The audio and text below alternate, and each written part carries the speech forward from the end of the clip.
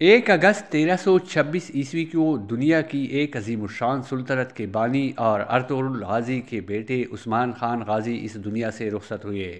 عثمان غازی اپنے دادا سلیمان شاہ اور والد ارطغرل غازی کے نقش قدم پر چلتے ہوئے اس دنیا سے ظلم کے خاتمے اور دنیا کو اللہ کے نظام سے بھرنے کی جد و جہد میں لگے رہے، اور در حقیقت یہی اسلام کی اصل شکل ہے اور اصل جد و جہد ہے۔ ہمارے نبی کی بھی پوری زندگی کے جد و جہد ظالمانہ نظام کو ختم کرنے کی ہی تھی، اس لیے آپ نے مکہ کے سرداروں سمیت قیصر و کسریٰ جیسی طاقتوں سے ٹکر لی تاکہ کافرانہ نظام کو ختم کر کے اس کی جگہ اللہ کا منصفانہ نظام کو لاگو کر سکیں۔ قرآن پاک میں اللہ پاک فرماتے ہیں، ہم نے دین اسلام کو بھیجا ہی فرسودہ یعنی ظالمانہ نظام پر غالب کرنے کے لیے، اور بالکل اسی طریقے کو ارطغرل غازی اور اس کے بیٹے عثمان غازی نے اپنایا اور اللہ کے دین کو سلطنت عثمانیہ کی بنیاد رکھ کر غالب کیا۔ ایک ایسا نظام جس میں زکوٰۃ دینے والے ہوتے تھے پر لینے والا کوئی نہیں ہوتا تھا، ایک ایسا نظام جس میں برابری تھی جو سود اور سرمایہ داریت سے پاک تھا، ایک ایسا منصفانہ نظام جسے دیکھ کر غیر مسلم بھی متاثر ہوئے۔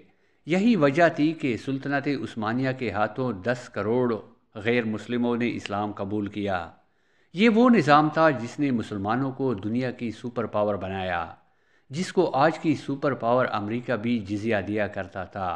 ایسے نظام میں ہی مسلمانوں نے طب اور سائنس کے شعبوں میں مہارت حاصل کی، جسے آج بھی یورپ سمیت پوری دنیا مانتی ہے۔